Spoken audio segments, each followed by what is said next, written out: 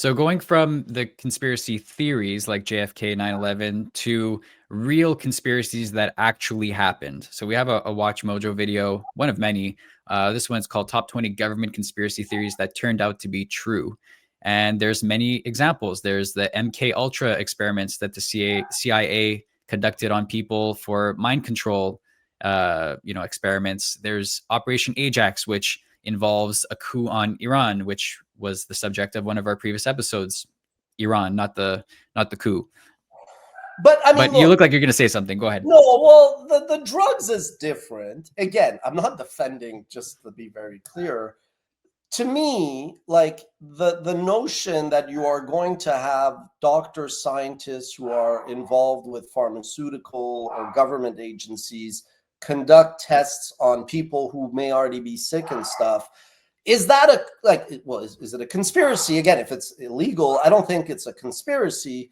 I think it's like, well, how do you think that drug that your aunt takes to not die at 50 from blood pressure came to be? Not defending it, but I'm saying that to me is plausible. Whether or not it was unethical, illegal, I'll let the lawyers discuss that.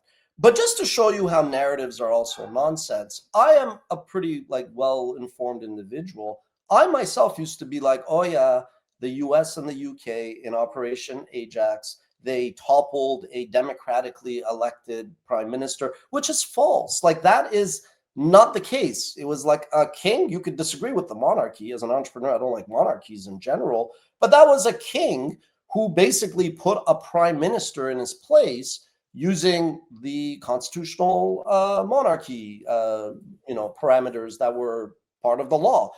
But the narrative that like the US and the UK went in and toppled some kind of like Gandhi, it just goes to show that these conspiracies are also generally used by people with less than noble intentions to make their point, right? Mm-hmm. So if you want to be like America is this big bad, and by the way, I love America and I love Americans, but I've criticized American foreign policy all the time. I criticize all governments, right? So it is absolutely true that the US had a foreign policy that was all about going around, stirring shit up, controlling natural resources, controlling everything really. And for sure, they played a part along with the Brits in Operation Ajax, but the real culprit were Iranians. To blame the Brits is really naive. It's the Iranians who shot themselves in the foot. So similarly, I think, and I mean, we did this list, obviously, like it's stuff that we cover and we still believe in, but I still think that a lot of it is just people liking a good old fashioned tale that is entertaining, that is intriguing. It leaves more questions than answers, because once you know the ending of a movie, you stop watching, right? But if you still are like sitting there going, well, who was behind 9/11? And what was it? Why did the U.S. leave Afghanistan? The answer is, what's that razor? Occam's razor. It's Yeah, like, the most logical explanation is the simplest one. Yeah, I mean, we keep going back to 9/11. I just think it's like a very interesting case, but I also think that it was also the subsequent events which happened for years afterwards that kept fueling the fire of the conspiracy theories, with the search for weapons of mass destruction, which were never found. And that was like, everybody was being hit over the head with how important it is to find the weapons of mass destruction. But then also, the United States conveniently got a whole lot of oil out of their invasion of the Middle East. well, it was So because they spent trillions, and it precipitated the end or the decline of the American empire, which, again, I'm not anti-American at all. The average empire lasts 250 years. 2026 will be 250. So one thing about that, again, to just the devil's in the details. So absolutely, General Wesley Clark enumerated 7 states that they wanted to regime change. Iran, Iraq, Libya, Syria. I could go on, Sudan. There's a few. There were 7 in all. And absolutely, I agree that the U.S., especially the so-called neocon cabal, whatever, the Wolfowitzes, the Abrams, the Cheneys, may he burn in hell 8 times over. And I usually don't say anything bad about people, but fucking Darth Vader, we could make an exception for him. But the point I'm getting at is, yes, without a doubt, especially since they were caught with their pants down, I do believe that the US government was like, F this, we're going to use this to now go As an do what we opportunity. want. And look, the mere fact that 15 out of 19 of the perpetrators were Saudis, Saudi never got bombed. Not encouraging Saudi to get bombed. Yesterday, our millennial crown prince in Saudi Arabia, he kind of actually answered that pretty well. He's like, Osama bin Laden's goal was to use 9/11 to create a rift between America and Saudi, a relationship that goes back to the 20th century, at least, with the discovery of oil. So I 100% believe that 9/11 was weaponized, bastardized, to go implement a disastrous foreign policy. But if that means that somehow Bush, who has like a 70 IQ, that Bush would sit there with Cheney and the whole gang of criminals to say, let's go and somehow brainwash 15. Actually, let's go find 20 Jews, pretend that they're Arab Muslims, and slam them. You know what I mean? Like, once you start going that rabbit hole, you're like, yeah, this makes no sense. Like, this is clearly. So, again, details matter. I don't think there was that big of a conspiracy regarding the act, but whether or not that act was used to do certain shady things, yeah, absolutely clear. I mean, they kind of admitted it even. So let's talk about the shift in the digital age that we've seen with conspiracy theories. So like the 9/11 that happened around the early 2000s, turn of the millennium, but in more recent years with the internet and now AI and everything like that, we've seen kind of like a different tone to a lot of the conspiracy theories that circulate. A lot of them have more of like a game, almost like a clue or something like that. Yeah. You have QAnon. It's like, put the pieces together. What's the secret message? This and that. The Pizzagate, looking for little clues here and there and evidence.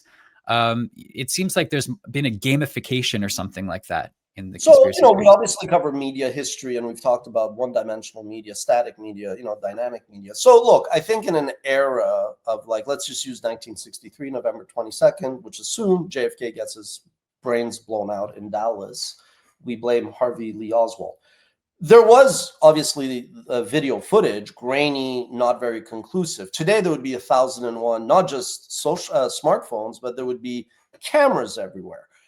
So my opinion about this stuff is the more media proliferates, becomes multimedia, so video, not just audio, not just text, not just grainy images, not just word of mouth, you get this weird bifurcation where both you would think you could use visuals to dispute conspiracies. But, and we're getting to this now, as media became actually more rich and now gone exponentially richer with AI, where it could create things, it goes back to what I said.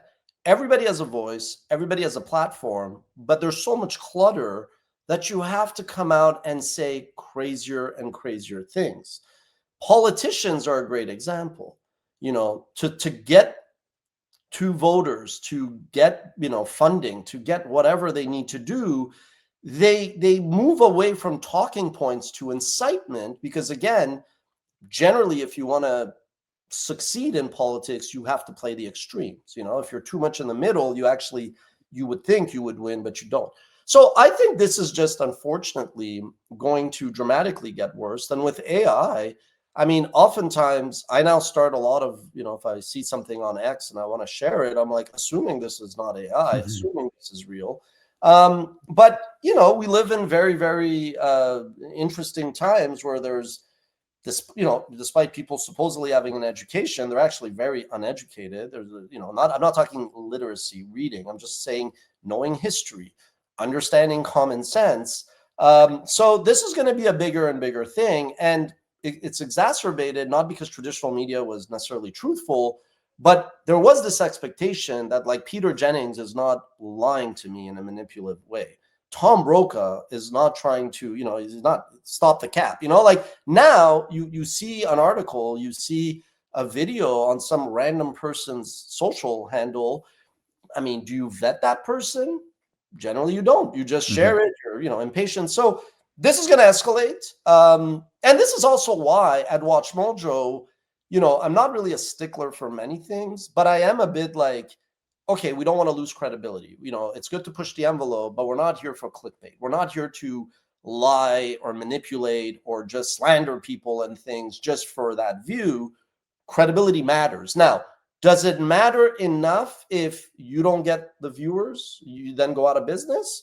There is this kind of like gravity effect, unfortunately, where you do, people, not us, you do have this like incitement to add to the problem instead of address it.